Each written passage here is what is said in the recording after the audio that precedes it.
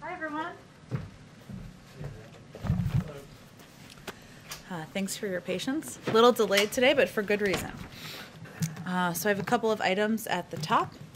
As you know, tonight the President will deliver his first primetime address to the American people at 8 p.m. Today marks the one-year anniversary of the shutdown due to COVID-19, and the President will speak directly to the American people about the sacrifices made, from the more than 500,000 lives lost to the millions of people who have lost their jobs, and the even millions more who have been impacted by the pandemic. He'll provide an update on the work of his team to address the greatest operational challenge the country has faced and the work his team has done to rapidly increase the number of vaccinators, and vaccination sites. And he will lay out the next steps he will take to get the pandemic under control. Even while he is focused on getting the American Rescue Plan across the finish line, he has been reviewing drafts of the speech. Last week he was, and of course through the course of this week, and making line edits. He's been providing line edits in order to ensure that he is striking the right tone and providing the right level of clarity as he prepares to address the country this evening. He plans to provide a clear outline of his approach, level with the American people about what is required of them, but also provide a sense of hope of what is possible. I wanted to provide a little bit more on upcoming travel. Of all of our principles as we prepare to go out and engage with the American people about what is in the rescue plan. As you know, next week the President, the Vice President, the First Lady, and the Second Gentleman will be traveling across the country to kick off the Help Is Here tour and amplify the American Rescue Plan. On Monday, the First Lady will travel to Burlington, New Jersey. The Vice President and Second Gentleman will travel to Las Vegas, Nevada. On Tuesday, the President will travel to Delaware County, Pennsylvania, as you already are aware. The Vice President and Second Gentleman will travel to Denver, Colorado. On Wednesday, the Second Gentleman will travel to Albuquerque, New Mexico. And on Friday, the President and the Vice President will travel to Atlanta, Georgia. During their trips, they will discuss the benefits of the American Rescue Plan for working families, and they will engage with people at each of these stops about how the American people can benefit from the components of the package moving forward. So they will talk about the $1,400 checks that 158.5 million American households can expect, and many who will start receiving them soon. He will talk about the historic expansion of the child tax credit. He will talk about they will all talk about extending unemployment insurance for around 11 million Americans, the tens of billions of dollars in rental and homeowners assistance that is a part of this package, the expansion of the earned income tax credit, which will go to 17 million workers, and the components of the package that significantly reduce health insurance premiums for millions of American families, and of course the fact that the bill will lift 11 million people out of poverty and cut child poverty in half. They're eager to get out there on the road.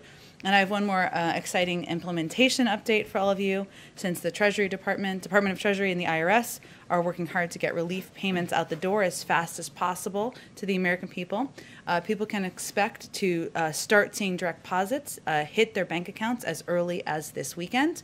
This is, of course, just the first wave.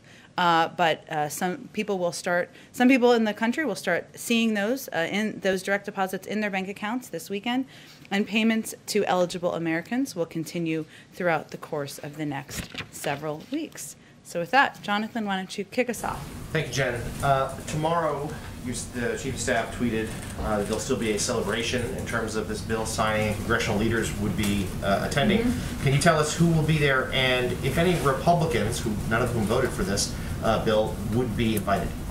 So the celebration tomorrow will be a bicameral, event, but it will not be bipartisan. It will include leadership, and we are still finalizing the list of attendees, but we hope to get that to you as soon as it's finalized. Can you walk us through, as part of the Help Is Here tour, decisions behind the locations for the travel next week, in particular the President's two stops? Why Pennsylvania and why Georgia?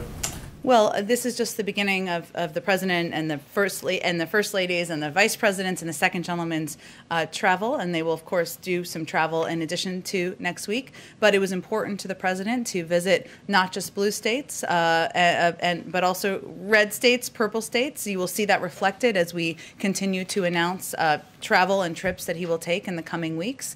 Obviously, these are two places where he of course talked about the importance of delivering on the promise of getting every American the $2,000 checks when he campaigned in Georgia in December. So that's a place where that message really resonated, of course, with the people of the state and where it was amplified to the public. But, you know, it's a place also close to his heart. But this is just the beginning of the travel. I wouldn't overread into it other than he is looking forward to having the senior members, the principals from the administration out across the country, fanning out across the country, which is exactly what they're doing.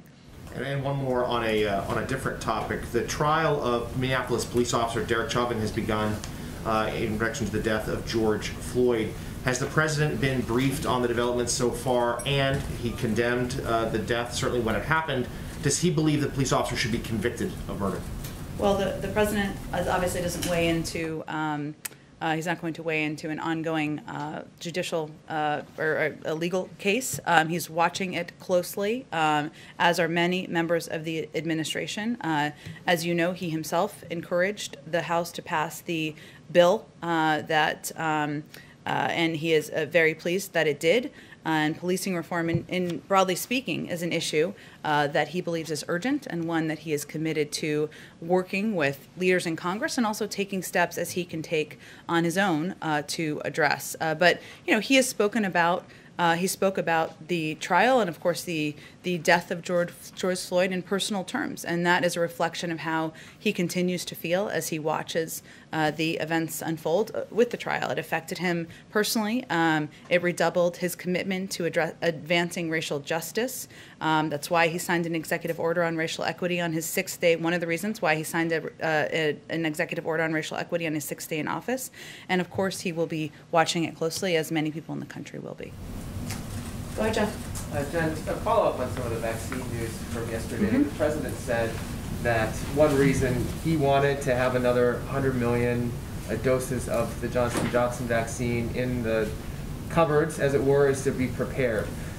If everyone is vaccinated by the end of May, or at least able to be, what are you preparing for? What might happen that the U.S. would need an additional 100 million shots for?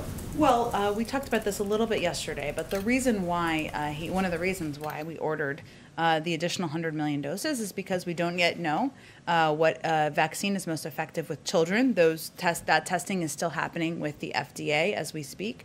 As you noted, he wants to be over-prepared and oversupplied. We're still looking at the impact of variants. This order of doses can also be used for booster shots, which is something that's also under review by the FDA. So he's just preparing to ensure we are ready for every contingency here in the United States. Of course, we want to be a part of the effort around the world to vaccinate people around the world in a range of countries. That's why we've provided $2 billion to COVAX with another $2 billion committed. We are the largest funder of global health in the world, and we've invested over $150 billion in global health activities since 2000. We re-engaged on day one with the World Health Organization, and we're continuing to engage. He is personally, and many levels of our administration are engaged personally with their counterparts about addressing this pandemic globally. But his first priority and focus is on ensuring that the American people are vaccinated, and once we are at that point, we will have a discussion about what's next. My understanding is the president directed this to happen yesterday, but the deal is not with J&J isn't yet in place. When do you expect the deal to be made? As soon I can get you an update, I can check with our team and see if there's what the final details are, but we certainly anticipate and expect the deal to fully move forward. Just one other vaccine question related to a story that my colleagues did from Europe. Has the U.S. told the European Union not to expect deliveries of COVID-19 vaccines from AstraZeneca that are made in this country? Well, I would say first we have conveyed privately what we've conveyed publicly, which is that our focus is on ensuring the American people are vaccinated. And of course, any company can work with any country around the world on the purchase of vaccine supply, and certainly that wouldn't be something the U.S. government would be directly engaged with. But in terms of the supply we have purchased, our first focus, our primary focus is on vaccinating the American people. That's what we've conveyed publicly and privately as well. Yeah, you said that a lot. But have there been any specific indications or conversations with the EU saying, don't expect this to come from our country, at least until the rest of this population is vaccinated? We have said publicly exactly what I've conveyed, which is what I'm conveying is we convey the same thing privately. Of course, any country can purchase vaccines from these manufacturers directly. Go ahead. Thank you. Mexico's president, Andrés Manuel López Obrador, says the people coming into the U.S. right now see President Biden, as the migrant president. Does the White House take that as a compliment? The migrant, give me a little more context. Well, he said they see him as the migrant president, and so many feel they're going to reach the United States. We need to work together to regulate the flow because this business can't be tackled from one day to the next. Well, first, it's Mexico is an important partner in ensuring we're addressing the flow of migrants from Central America through Mexico, and many to the border of the United States. We have conveyed privately and publicly as well that the majority of people who come to our border will be turned away. We certainly also recognize that because the president and our administration has made a decision that the way to humanely approach immigration is to allow for, for unaccompanied minors to come and be treated with humanity and be in safe place while we're trying to get them into homes and sponsored homes. That some more may have come to our border, and there have been, of course, a large flow of children across the border. We recognize that, but we made a policy decision because we felt it was the humane approach. But the facts are, the vast majority of people who come to our border are turned away, and the statistics bear that out. Okay, and then in terms of keeping COVID out of the country, does the White House think that it's a problem that travelers have to show a negative COVID test, proof of a negative COVID test, when they fly into the U.S. from any foreign country, but travelers don't need to show anything like that when they just walk across the border, as long as they don't go to a port of entry? Well, I think there's been a lot of confusion about what's been happening at the border as it relates to people who are coming across and what happens when they come across. And I know Governor Abbott down in Texas has expressed some of his concerns, and many of those have not been based in fact. So let me go through a few of those because I know we're all interested in facts around here. One, Governor Abbott has referred to what's happening at the border as open borders, as us having an open borders policy. That is absolutely incorrect. The border is not open. The vast majority of individuals apprehended or encountered at the border continue to be denied entry and are returned under Title 42, as we've already mentioned. Also, he has suggested that we are not vaccinating CBP officers. Again, we like to deal with facts around here. There's no higher priority than the health and safety of our federal workforce. And the Department of Homeland Security and CBP has been clear that currently more than 64,000 frontline DHS employees, including members of U.S. Border Patrol, have received a vaccination. So that's another point just to provide full clarity.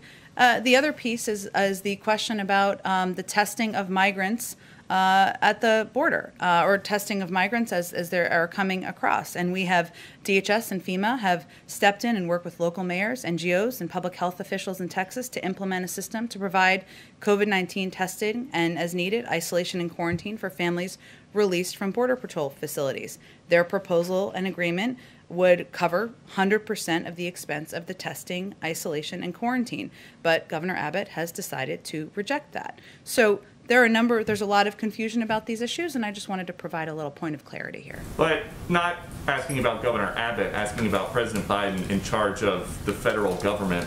Why are the feds relying on NGOs to administer these tests? We've talked to people down at the border who say that migrants are only tested if they show symptoms, that seems like a loophole. That's not an accurate depiction. There's an important role that NGOs, that local mayors, that local officials play in working together. And this is a proposal that was worked with DHS, with FEMA and others to help address and ensure that people are tested. And Governor Abbott, I raised that simply because he had raised a concern about that. And I wanted to be clear that we've put forward a proposal. So I think the question is, why is he standing in the way of local communities getting the funding and support they need to help with testing, isolation, and quarantining efforts? But again, just a question about Biden administration policy. COVID is COVID. COVID at the Dulles Airport Customs is the same as COVID in a border town. So I'm curious why it is that it's enforced for people flying in from other countries, but it is not a requirement by the federal government to test or to prove a negative test anywhere along the border except at a port of entry. Well, again, I can just describe to you what our policies are. If there's more to convey to you, I'm happy to do that. And then just one quick one on green jobs. You guys have talked a lot about tackling the climate crisis while creating good-paying jobs. Now the president of the Texas AFL-CIO has come out to say someone working in a refinery leaving to go install solar panels, they're probably going to take a 75% cut in pay. Is that something the administration is aware of? I'm not sure which jobs are being compared there. Here's what I can convey to you. The president is committed during his presidency to invest in, work with labor unions, with climate activists, with the industry to invest in good-paying, clean energy jobs. And he believes that unions have an incredibly important role to play in ensuring that those are high-paying jobs, that those treat the people who are in them with the respect and value that they deserve through collective bargaining rights and a range of the benefits of union organizing, being a part of a union. Obviously, that requires additional work and investment by the federal government working with Congress to invest in what we see as industries of the future. Oil and gas jobs are not going away. There are many industries that are, of course, continuing to function. The outgoing administration flooded the oil markets with cheap federal leases. This will not affect oil and gas production or jobs for years to come. But what our objective is to invest in what we see as the industries of the future, where we feel is where the jobs are going to be moving forward. And the president looks forward to continuing delivering on his commitment to doing exactly that. High paying, good paying, but equal paying? High paying, good paying jobs. I think we're comparing a little bit of, I'm not sure what specific jobs you're comparing. What I'm conveying is the commitment to ensuring that jobs in the clean energy industry will be high paying union jobs. That's what the president's objective and commitment is to. Go ahead, Caitlin. The White House has said that President Biden wants to look ahead to a return to normal in his speech tonight, but how does he do that while also striking the balance that 1,500 Americans on average are still dying from coronavirus every single day? You're absolutely right, Caitlin, that his objective is to strike exactly that balance. And this is one of the reasons that he has been line editing the speech for the last week plus to ensure that he is conveying, that he is leveling with the American people, that he is delivering on his commitment to being truthful about the challenges that we continue to face, what is going to be required of the American public to get to a return to normalcy, as you conveyed. But he also wants to provide a sense of hope and what's possible if we abide by the guidelines, if when you have access to a vaccine, you get the vaccine, what people can look forward to. And so that is exactly the balance that he is hoping to strike tonight. So should we expect like concrete steps and policy changes in this speech tonight? I think you can expect, this is his first opportunity, prime time, of course, to really speak directly to the public. We all have a conversation about a lot of these issues every single day. Most millions of Americans out there are living their lives, some of them, dealing with their kids in school, getting their jobs done, et cetera. And this will be an opportunity for many people to really tune in and hear from him on his plan on what his team has done to date, what steps they've taken, an update since he took office, but also concrete steps he wants to take moving forward. There will be some news in the speech, but it is really about laying out clearly and for the American public what steps he's taken, what his team will do, and what is expected of them as well. And since he's just signed this bill, has he decided who is going to oversee the implementation of it? And then on the ceremony tomorrow, you have some Republican senators who did not vote for this bill now touting parts of it. What is President Biden's response to those Republicans like Senator Wicker? Well, we invite them to work with us on the agenda moving forward, because clearly the bill that the president just signed into law is something that the American people are excited about, that people will benefit from as soon as this weekend, as we conveyed. And we are hopeful that as the president talks about his Build Back Better agenda, has more meetings with members of Congress, we'll have more people on board from both sides of the aisle.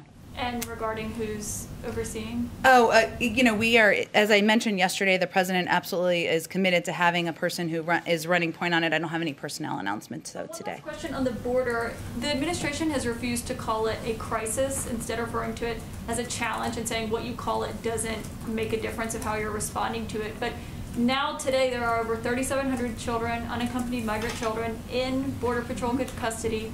They're spending on average over 100 hours, 4 days, in these facilities that are jail-like facilities not meant for children. So how can you say that's not a crisis? Well, I think what Ambassador Jacobson and Secretary Mayorkas were conveying, and what I've conveyed, is it doesn't matter what you call it. It is an enormous challenge. It is something that is front and center for the president. I noted yesterday, he had what is a regular meeting, but he had a briefing yesterday on the trip to the border. And there are a number of, while there are no final policy decisions, there are a variety of actions under consideration, including identifying and assessing other licensed facilities that can help add safe capacity for these children, relaunching, as we talked about over the last couple of days, the Central American Minors Program, accelerating the unification of children with vetted families, family and sponsors, steps like embedding HHS and ORR in the earlier parts of the process. So, the president is very focused and very in the weeds on the operational details here, and on taking and pushing his team to take every step that can be taken to address exactly what you noted, Caitlin, which is the fact that children should not, these Border Patrol facilities are not made for children, that we are focused on expediting the time they spend there, that these HHS shelters are not meant for permanent living, for anyone permanently living there, that we want to expedite the timeline between when kids cross the border and when they are getting to sponsor homes. So our focus here is on getting to the root of the issues and taking actions, and we don't feel the need to play games with what it's called. But aren't those the steps that you would take if it was a crisis that you had on your hands? These are the policies we're taking to address what we feel is a vital human challenge at the border. But what our responsibility here is to do is to project and convey what policies we're taking, what the president's commitment is. That's exactly what we're doing, and we don't see the need to put new labels. Go ahead. Jen, thank you. No Republicans voted for the COVID relief package, and they argue that this is the sixth package, and it adds to a deficit that's already $1 trillion this year alone. What do you say to that criticism, that ultimately this type of a sweeping piece of legislation will be a drag on the economy down the line? Well, I would say to them, we're in the midst of twin crises, from the pandemic to an economic downturn that is impacting tens of millions of people in this country. People are struggling to make ends meet. They are worried about whether their grandparents, their cousins, their friends are able to get a vaccine, and they are suffering because they're worried about the mental health of their kids who aren't back in school yet. And the president's focus is on addressing those crises. And I would send a question back to many of these Republicans as to why the deficit spending wasn't as concerning when they were giving tax cuts to the highest income, but now it's concerning when we're giving direct checks and relief to the American people. When you look forward at the rest of the agenda that President Biden has laid out, how do you get even moderate Democrats on board with another big piece of legislation, for example, his climate plan that has a price tag of $2 trillion?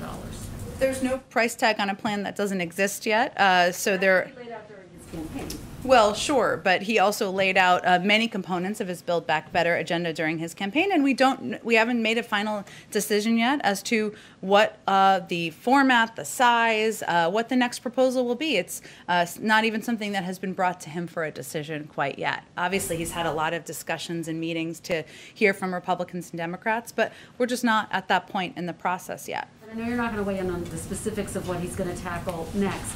But given that this was not a bipartisan piece of legislation, and given that the president said that unity was one of the key things he wanted to try to accomplish, is he going to try to move forward on a piece of legislation where he thinks he can get bipartisan support?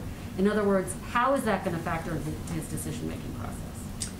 Well, the president would, of course, love to have bipartisan support, and there are areas of policymaking that he has talked about quite a bit, as you noted some of them on the campaign trail, including infrastructure. Modernizing our immigration system has actually historically been a bipartisan policy-making issue. He had a meeting on cancer and addressing cancer and tackling cancer, of course. There are a lot of issues that he feels there's opportunity to work together on, and the door to the Oval Office remains open to bipartisanship, to finding ways to certainly work together. I could try one more time on the issue at the border and just follow up on the comments of the Mexican president, who said that the surge in unaccompanied migrants is because they see the president as the migrant president. What does that say about how the president is handling this situation?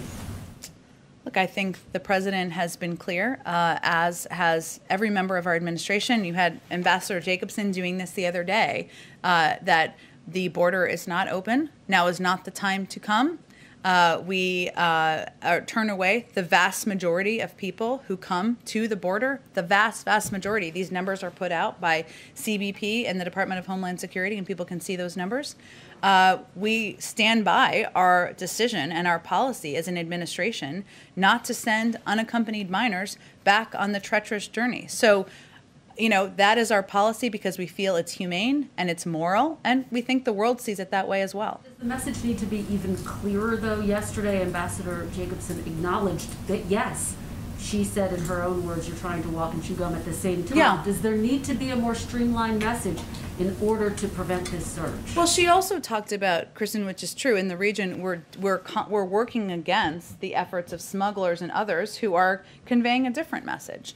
One of the steps we're taking that I touched on a little bit earlier is also thinking of rebuilding or going back to some of the policies that were in place previously, where children could apply for the Central American Minors Program, which was ended in 2017. We estimate there's about 3,000 kids who might be eligible, who could apply, and they could apply from the region, which would mean they wouldn't make the treacherous journey. They wouldn't be at the border working through Border Patrol. And so we're looking for ways to reduce the number of kids who are taking this treacherous journey. And then we're also looking for ways to expedite when kids are connected to family members, to safe sponsor homes. And we're looking for ways to expedite getting them from the Border Patrol facilities into the shelters as well. So there's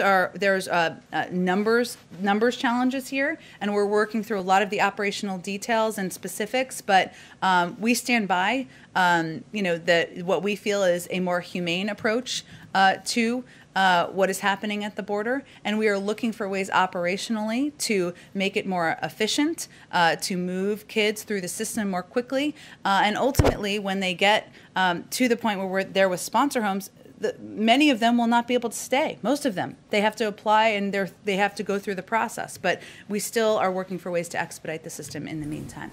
Go ahead.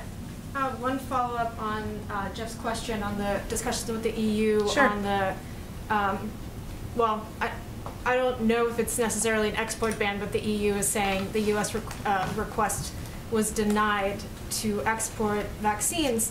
But specifically on the AstraZeneca one, that's not yet authorized in the U.S., and the U.S. hasn't sought authorization. So why are you guys sitting on these doses that could be used in the EU now, because it's already authorized there, but not here?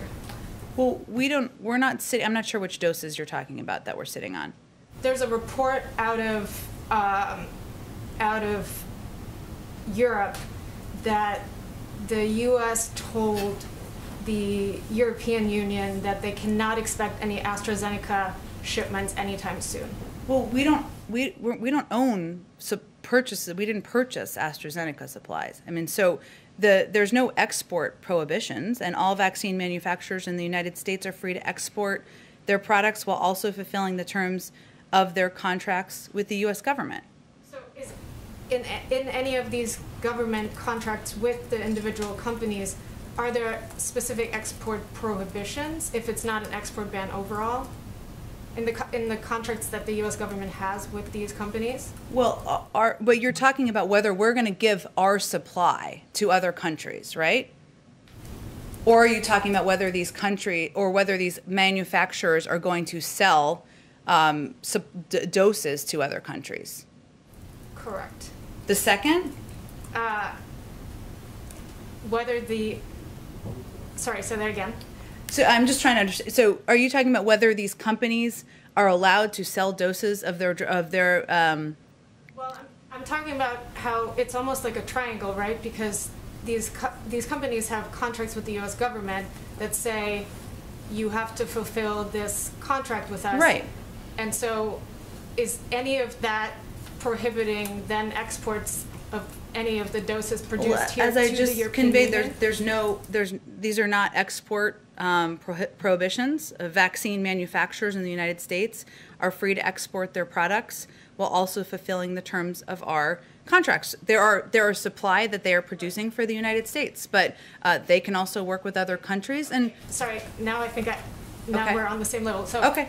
the contracts that you have with these companies, are there any specific, is there a specific provision in those contracts that would say you cannot export until you fulfill our contractual obligation with the U.S. government? I don't have any more details of the contracts, but obviously these companies can work with other countries on selling their products. Manufacturers can work with them with these countries directly. We have conveyed privately what we've conveyed publicly, which is our focus is on ensuring the American people are receiving the vaccine and that we are vaccinating the American public. That's our first priority, but we are also engaging with and working with the global community to figure out how we can get the global pandemic under control together, whether that's through financial contributions or through navigating with them how we can work together to address it. But we'll continue to evaluate as more vaccines become available in the United States. AstraZeneca isn't even approved at this point. Yeah. One other topic, completely different. You just said again, the president hasn't yet made a decision on the next legislative package or what it will be and when it will be unveiled. It seems to be a little bit of momentum led by Senate Majority Leader Schumer on a package that is like a broad sort of countering China package. Is the White House coordinating with the Senate Democrats on this? Are you in touch with them? And is the president sort of actively going to engage with this effort? With the proposal by Senator Schumer? Correct. I'm certain if Senator Schumer wants to discuss it with him, he's happy to discuss it with Senator Schumer, with Leader Schumer, but I would expect the president's agenda moving forward will reflect the Build Back Better agenda that he talked about on the campaign trail, but the order, the size, the timeline has not yet been determined. Go ahead. Thanks, Jen. I have a couple of foreign policy questions Okay. specifically on Africa, but I just want to pick up something that you discussed with earlier about the Central American Minors Program. Sure. I just want to make sure that I understand you correctly, that you were presenting that as sort of like an immediate solution to what's happening at the border by saying that this will take about 3,000 kids. Well, what I don't understand is that, first of all, what's going to be processed are the kids who were already in the process and it was stopped in 2017, and then State Department will continue to process a new application. So that process in itself takes months, no? That they will be prioritized. The process was stopped, as you noted, in 2017, and the kids who were eligible then will be prioritized. So it's not an immediate solution to what's happening in the border? I don't think I said that. I don't have a timeline for you, but it is what I actually, if you were listening earlier, I gave a number of steps, actually. That's one of the steps. The other steps and address some of the things that you just raised, including the fact that we are working to find ways to accelerate the unification of children with vetted families and sponsors, embedding ORR and HHS in earlier parts of the process. We're identifying and assessing other licensed facilities. So this isn't a challenge that's going to be addressed through one step. But certainly, the Central American Minors Program is a way, and the reason I talked about it is because it's a way to help ensure that the application process for these kids happens not while they're sitting in shelters in the United States or even with sponsor families, but when they are still in their home countries, and they will know before they make the journey that they are able to come and stay in this country, and that's a pretty pivotal step to take. Thank you for clarifying that. Now on the issue of Africa, does the President share the assessment of Secretary Blinken that what's happening on the Western Tigray region of Ethiopia is ethnic cleansing? Does the President have any specific view on the particular role of Prime Minister Abiy in this conflict? And is the U.S. considering any kind of action beyond urging the Ethiopian government to stop sending their forces? Yeah, I got an update on this from my team earlier, so let me just see what I have here to update you on. So the administration has repeatedly engaged the Ethiopian government on the importance of ending the violence, ensuring unhindered humanitarian access, and allowing a full, independent international investigation into all reports of human rights abuses. As you noted, Secretary of State Blinken has spoken to the Ethiopian Prime Minister twice to emphasize the United States' concern about the humanitarian and human rights crisis we're seeing. During his testimony yesterday, he reiterated the situation is unacceptable and has to change, and that we're calling on the Ethiopian government to follow through on its commitments that it's made. And also at the UN Security Council, Ambassador Linda Thomas-Greenfield has reaffirmed U.S. commitment to working bilaterally and multilaterally to help secure an end to the violence. So the President is deeply concerned, highly engaged on this issue. He recognizes that we have very active ongoing efforts by our diplomats to try to move this forward to a better place, including getting humanitarian aid workers in with full access. And of course, he remains in touch and working closely with his Secretary of State. Another topic still on the continent, on the issue, still on Ethiopia actually, the Trump administration was very much engaged in mediating the conflict between Ethiopia, Egypt, and Sudan on the issue of the Nile Dam. Is the Biden administration willing to continue mediation process as has been requested by by Sudan and Egypt? I would send you to the State Department. They'd be more directly involved at this stage. One more Africa question. Okay. Western Sahara. Also, President Trump, as you know, recognized sovereignty, Morocco's sovereignty of the Western Sahara region. Now, Spain is asking for a UN resolution or UN brokered solution. Spain is a former colonizer of Western Sahara, asking for a UN brokered solution on this issue. Has the administration completed its review on this particular Trump deal, because it does, deal with the overall Abraham Accords policy? And what is your position on it? As you know, we are reviewing all of the many Trump positions, including the Abraham Accords, but I don't have an update today for you on it. Go ahead. Yeah, I just wanted to go back to the border. Sure. My colleagues reported yesterday that the administration is looking at a NASA facility in California to house some of these unaccompanied children. Can you talk a little bit about the plan to identify and find space for them? What sort of facilities are you looking at? I don't have a list of facilities, but I will convey that we are, or reiterate, that part of our effort and our focus, and what we're prioritizing is identifying and assessing licensed facilities that can help add safe capacity for these children.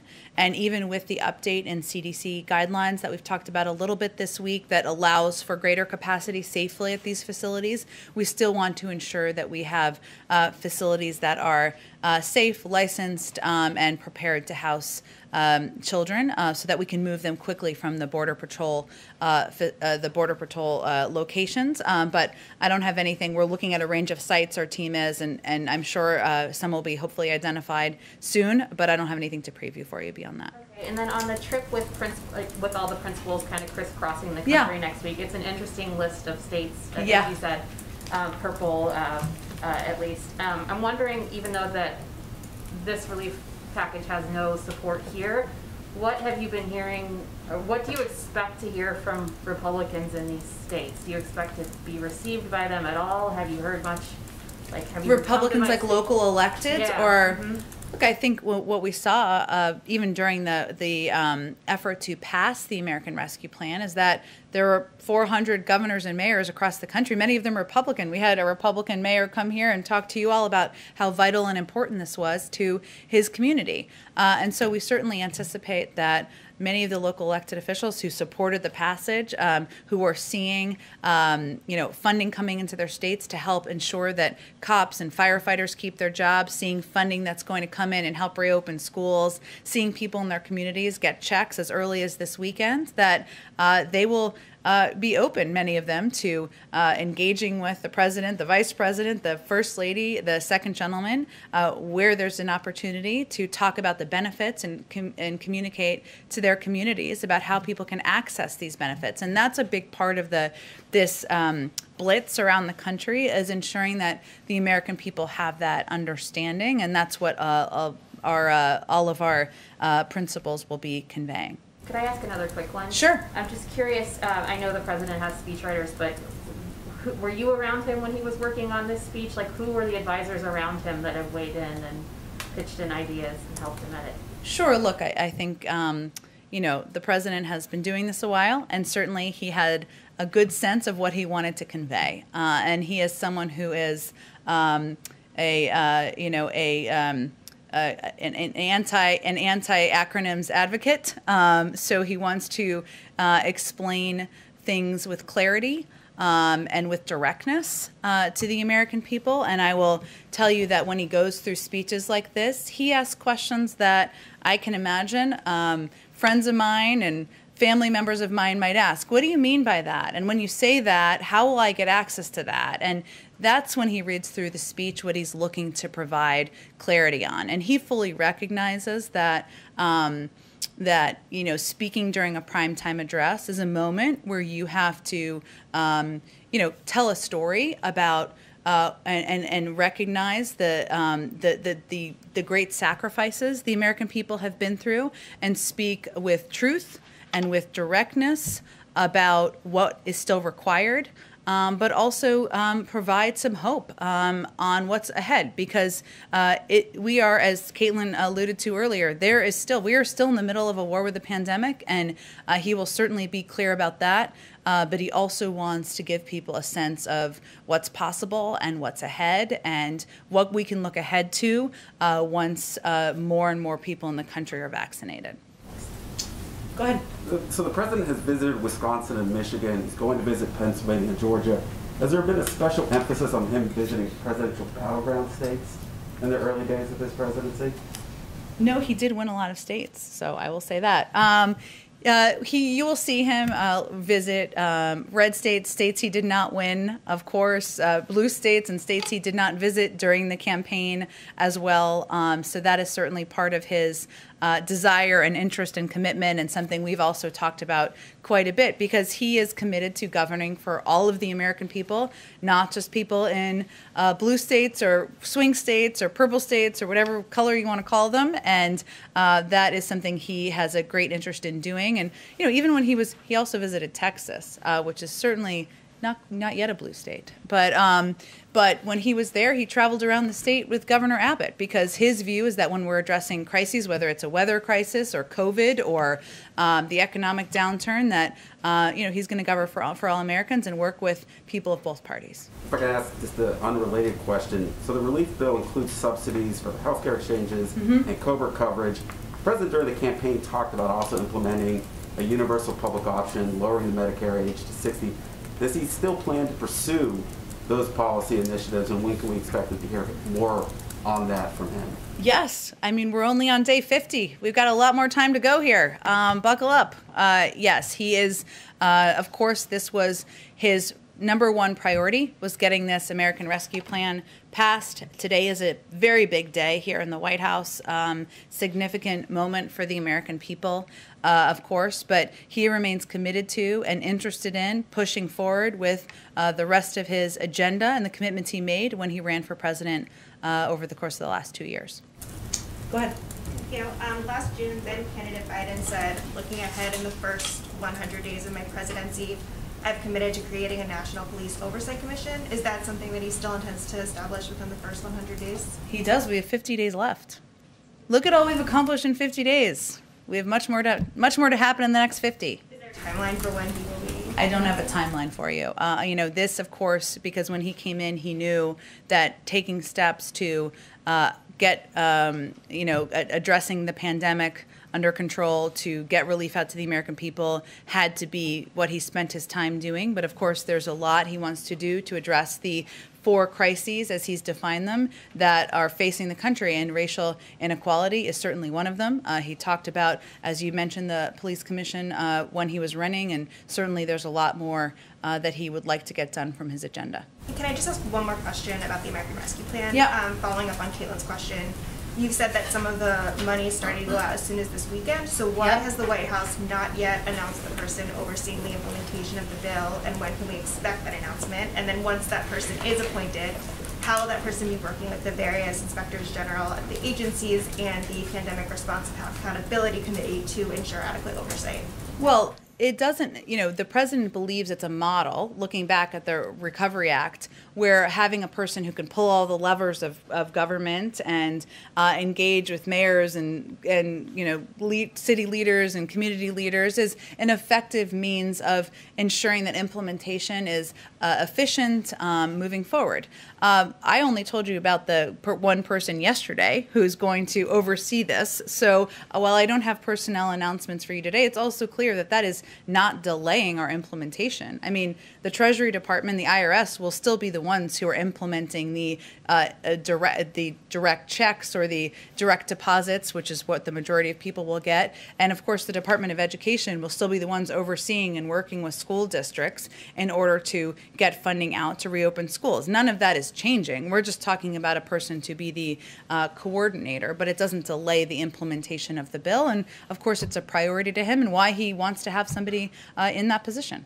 Will that person be working with the inspectors general in the various agencies, though, to make sure that the money is going out as smoothly as possible and that there's no, I know that a lot of watchdog groups raised issues with how the money was dispersed under agencies in the Trump administration. So will the person overseeing implementation be looking at that to make sure that reducing waste, fraud, and abuse and preventing it is certainly a priority for the president. He's already taken steps to address that in the last 50 days, and certainly when he was overseeing the Recovery Act, that was a priority for him. So I'm certain that as we look to implementation, that will continue to be a focus of his as well. Go ahead in the back. Yeah, a question about the first meeting today of the U.S.-Israel Strategic Group. How important is it to President Biden that the U.S. strategy on Iran be coordinated with Israel, given the fact that the Israeli leader, Benjamin Netanyahu, doesn't like the deal, has been very vocal about it?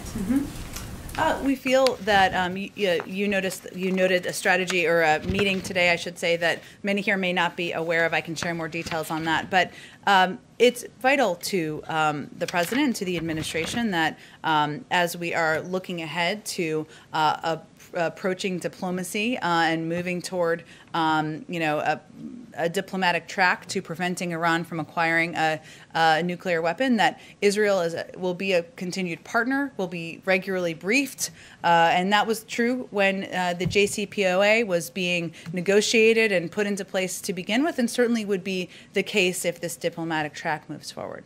So are you trying to kind of avoid some of the public acrimony that was evidenced when Joe Biden was vice president? And it's very clear that Benjamin Netanyahu doesn't like this deal.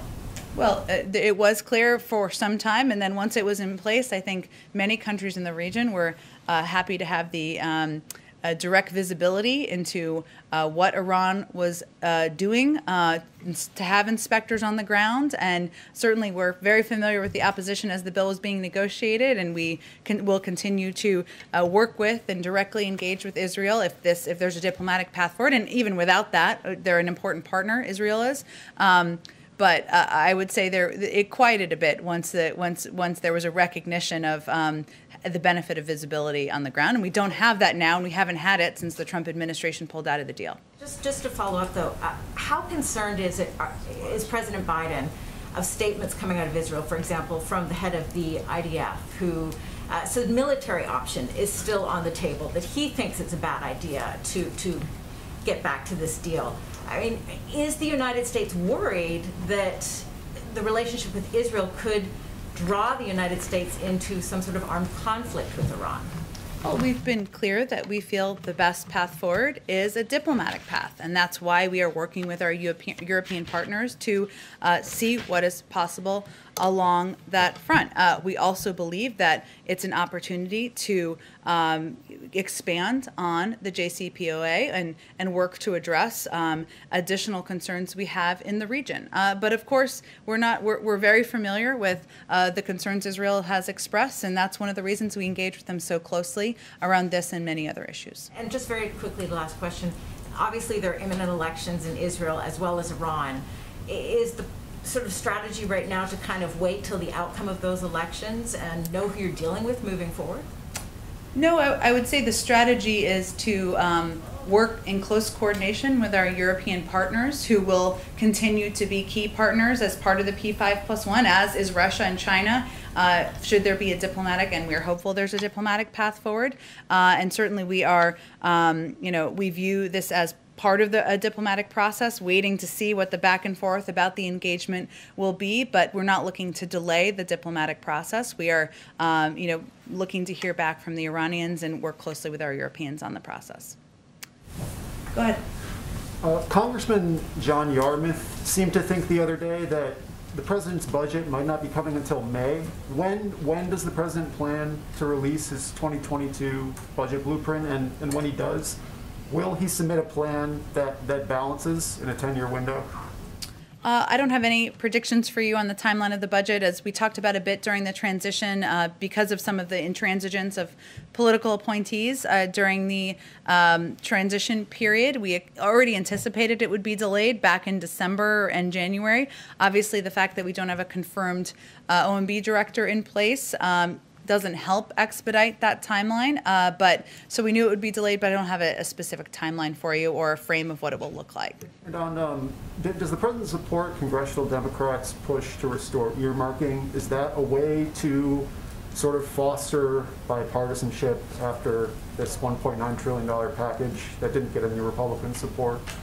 Well, we don't have a package yet that we're talking about, that we are working through with Congress. Obviously, the president's spent 36 years in the Senate, and he is quite familiar with the role of earmarks, but when we have a package to announce and we're talking about the legislative strategy, we can probably talk about it more. Is that, because Democrats are making the case that this will, it's a way to get Republicans to support spending bills, things along those lines. Is that the White House's view? Is earmarking a potential path to sort of break some of this gridlock? We just don't have a legislative package we're even talking about here. So when we do, we can have a discussion about what the legislative strategy is. But we're not at that point. We just signed into law. The president just signed into law today a $1.9 trillion package that he is looking forward to implementing. That's our focus, and in the coming weeks, I'll have more to say what's next, and then we can have a discussion about how we're going to get that package through. On the $1,400, sorry, one more. Go ahead, you're fine, go ahead. On the $1,400 checks, consumer advocates are raising concerns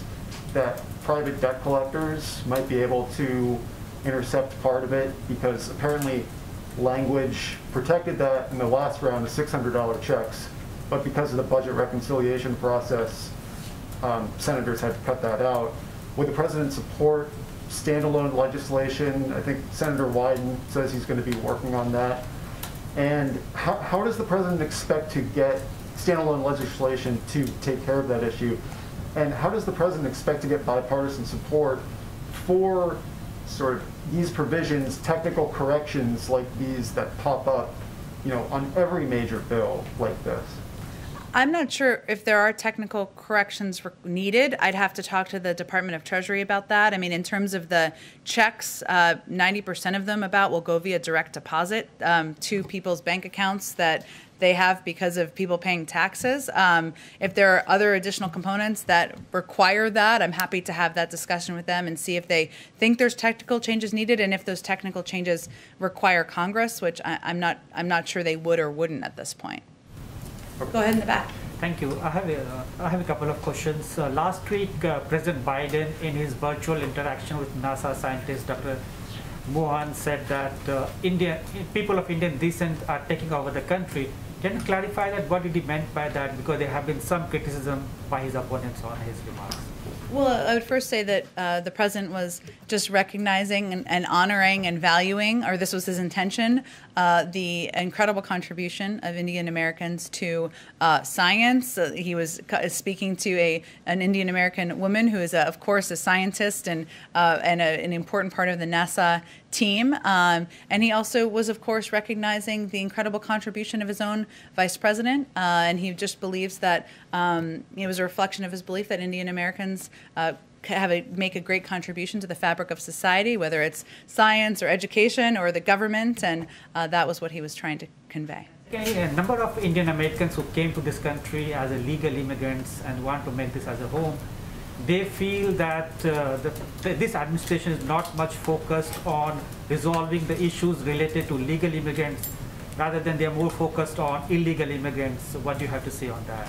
I would say you should write an article about how the president's immigration bill proposes a number of fixes or changes in the legal and legislative system to ensure that those issues are addressed, and we're eager to move that forward with members of both parties. I have one China question. Okay. Today is 50th day, and tomorrow President is addressing the Quad Leaders Summit, and a few days later the Secretary of State and NSA are having their bilateral meetings in Ankara on China. After 50 days, what are your major asks from China? What do you want China to do so that to improve the relationship that the United States has with Beijing? Well, I would expect, obviously, this meeting next week.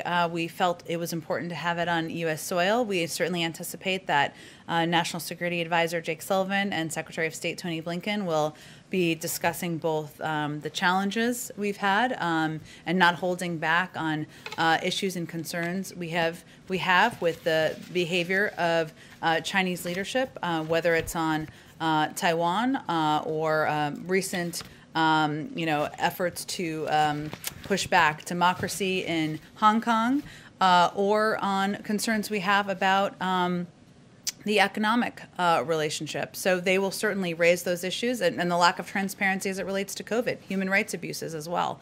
But they'll also talk about areas of opportunity and ways we can work together. We certainly they will not be holding back in the conversation, but they wanted to, it's an important moment next week to engage directly and in person, and I know they're looking forward to it. We'll have a robust readout, I'm sure, when that meeting concludes. The foreign journalist colleague of mine who will be present here has sent me a question for you.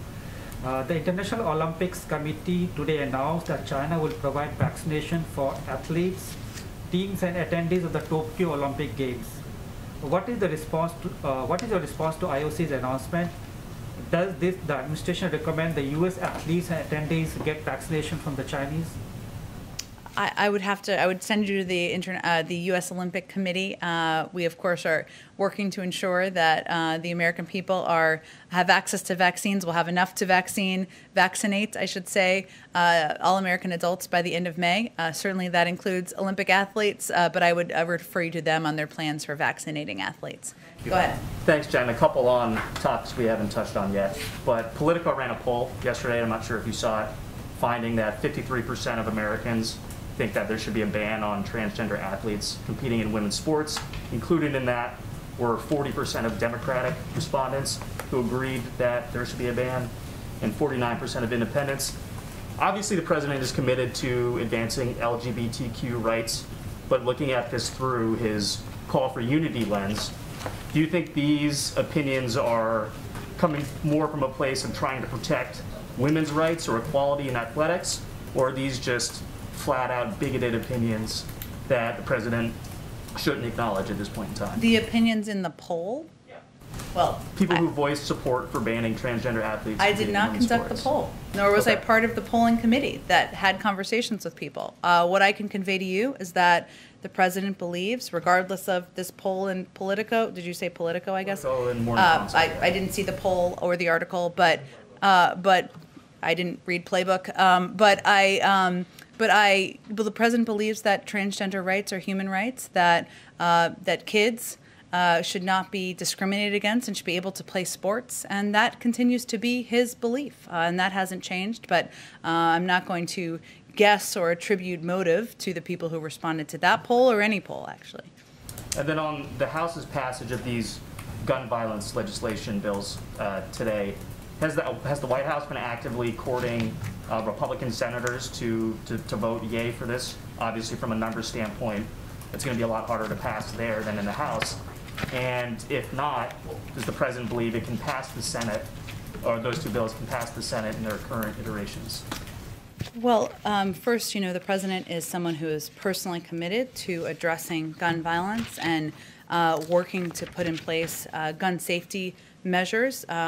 He's called on Congress to act. He supports Congress acting. He's looking forward to working with them to advance priorities, including repealing gun manufacturers' liability shield. Of course, these pieces of legislation were regarding background checks, and he certainly supports actions by the House to pass those bills. And I expect he will look for opportunities to be engaged and advocate for why these are not political issues. These are common sense efforts to keep our children safe, keep our country safe, and ensure that we are reducing gun violence in the country. And then just one follow-up on the Quad Summit tomorrow. Does the president plan on speaking with our allies about ways we can force China to stop the genocide it's committing against the Uyghur Muslims in Xinjiang in that summit tomorrow?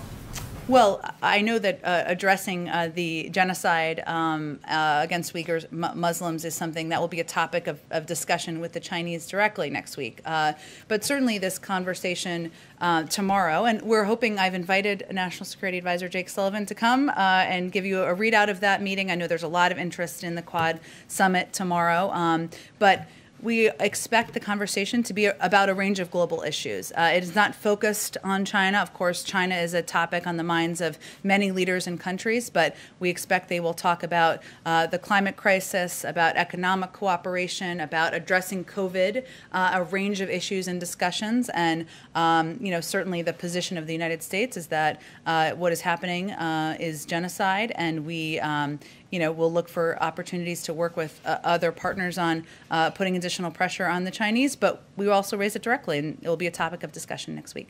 Thanks, everyone. Thank you. Thanks, Jen.